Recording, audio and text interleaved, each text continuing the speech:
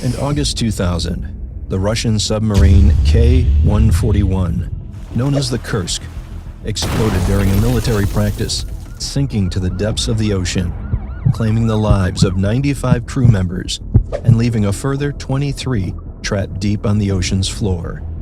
With time ticking and oxygen levels depleting, will their stubborn president accept help, or will they be left to die due to his stubbornness?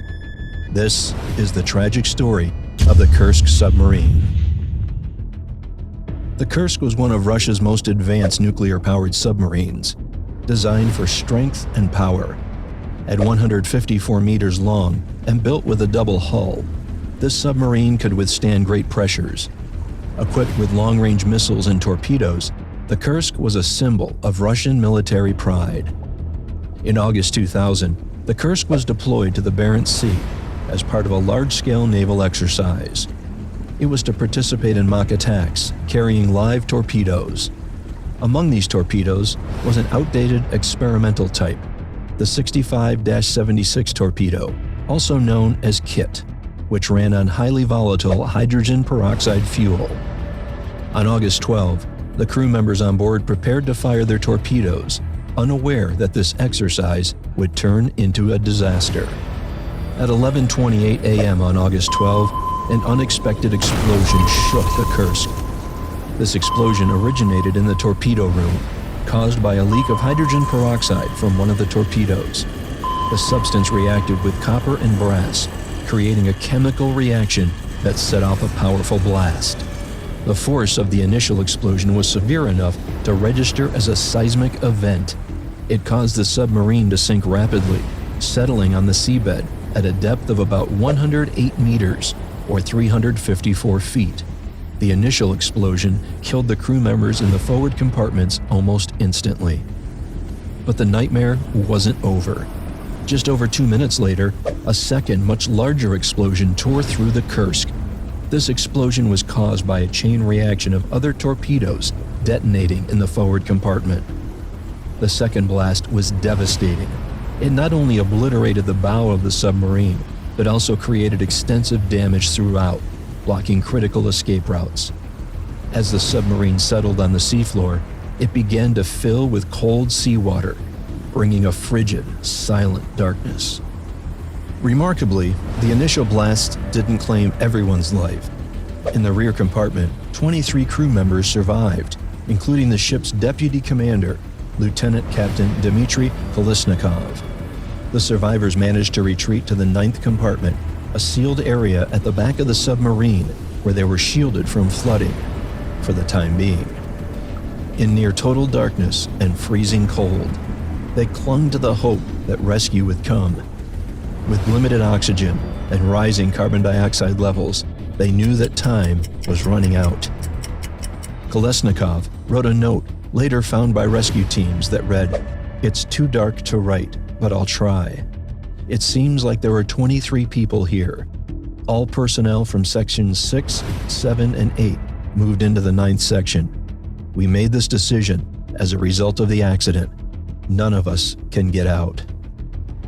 In the hours following the explosions, the Russian Navy detected unusual sounds on their sonar, signs that something catastrophic had happened to the Kursk. However, due to both internal miscommunication and secrecy surrounding the exercise, the Russian Navy delayed taking action. Several hours later, Russian rescue teams were finally dispatched, but they encountered numerous obstacles. The Russian Navy lacked the equipment necessary to reach a submarine at such depths, and initially declined assistance from other countries.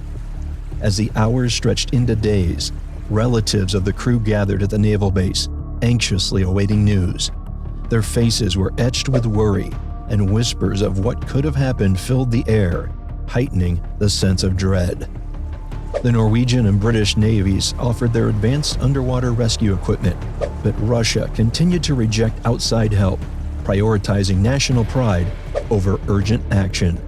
As precious time slipped away, the crew in the Kursk waited, unaware that their chance for survival was diminishing with each passing minute.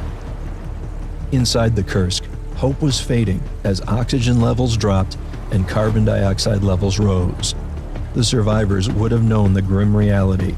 They were slowly suffocating. As time went on, the lack of breathable air caused confusion, lethargy, and eventually, unconsciousness. In the last note found on board, Dmitry Kolesnikov had meticulously recorded the names of those trapped in the compartment with him. His note, simple and powerful, became one of the most tragic elements of this story, a testament to the bravery and unity of these men in their final hours. By the time international rescue teams were finally allowed access on August 20, 8 days after the disaster, all 118 crew members had perished. The Kursk submarine disaster was met with immense public outrage, both in Russia and around the world. Families demanded answers, and Russian citizens questioned their government's handling of the tragedy. Many blamed the Russians' Navy refusal to accept help, as well as their failure to modernize safety equipment and technology for submarine rescues. President Vladimir Putin faced harsh criticism, as he had initially chosen to stay on vacation during the incident and only addressed the public days after the disaster. The Russian government later compensated families of the victims, and in the years that followed, they committed to improving safety protocols.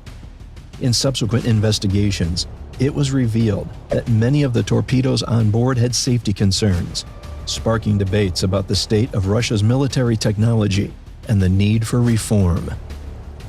The Kursk tragedy exposed critical vulnerabilities in Russia's submarine technology and military protocol. Today, the incident serves as a cautionary tale about the dangers of poor communication, delayed response, and pride in the face of international crisis. It also raised awareness about the mental and emotional toll on the families left behind, many of whom still seek closure over the loss of their loved ones. For those 118 men, the Kursk was more than just a submarine. It was their home, their pride, and their duty.